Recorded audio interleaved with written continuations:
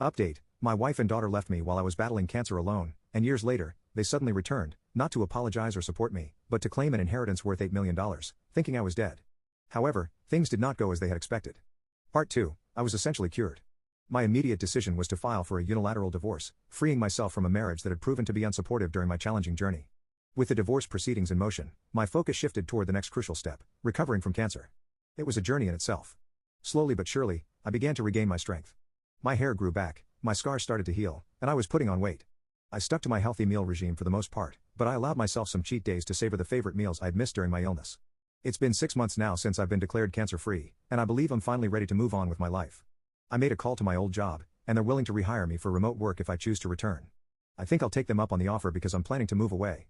While I have an attachment to my house, there are too many painful memories here. I yearn for a fresh start with something smaller.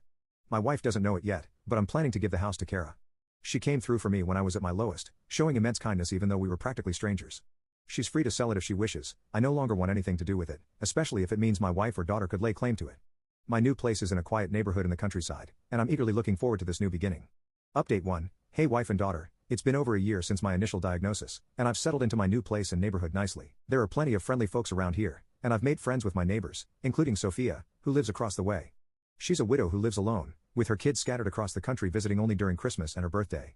Sophia invited me to her porch for drinks and conversation, and she shared the heartbreaking story of losing her husband to lung cancer. She emphasized how important life insurance was for her family's financial security. During our conversation, I opened up about what happened with my wife and daughter. Surprisingly, I still hadn't heard a word from them, but I've come to terms with it. I've been spending my time pursuing new hobbies, particularly woodworking, and I'm starting to build up a collection of tools. One day, when I returned from the hardware store, Sophia informed me that she had noticed some people hanging around my house. Fortunately, they didn't do anything harmful or steal anything, but they did approach the door, knock a few times, wander around the house, and eventually waited in their car. Sophia considered calling the sheriff's office but decided against it as she thought they might be family. I asked her to describe them, and her description matched my wife and daughter. I couldn't fathom how they had found my new residence, as only my brother and his wife knew my current address. It left me wondering why they were looking for me after leaving almost a year ago without looking back. Sophia assured me that if they returned, I shouldn't come out, and she would handle the situation. Frankly, I had no desire to interact with them after they abandoned me when I was at my lowest point. Later that night, I called my brother, who informed me that my wife and daughter had been harassing Kara and her roommate at my old house. Fortunately, Kara had documented proof that the house was now in her name, and she had explained that she had bought it from me, a smart move on her part. I felt bad that Kara had to go through this ordeal because of my family, so I called her directly to apologize. Hopefully, the next time they come around, I can resolve the situation for good.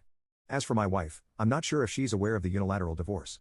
My lawyer sent a copy to her mother's house, but it's possible they mistook it for junk mail. Regardless, I've reached a point where I no longer care. She and I are no more. Update 2: My wife and daughter showed up at the house again, but this time it was earlier in the day while I was working.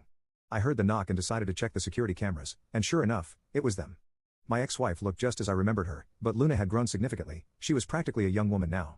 I followed the plan Sophia and I had discussed, staying inside but moving closer to the door to hear them better. Sophia, ever the good neighbor, came over to greet them and introduced herself. My wife asked if she knew a man named Charlie who used to live there. Sophia sounded just as baffled as I was and questioned her use of used to. My wife explained that her husband, not ex-husband, had lived in this house before his recent untimely death following an extended hospital stay.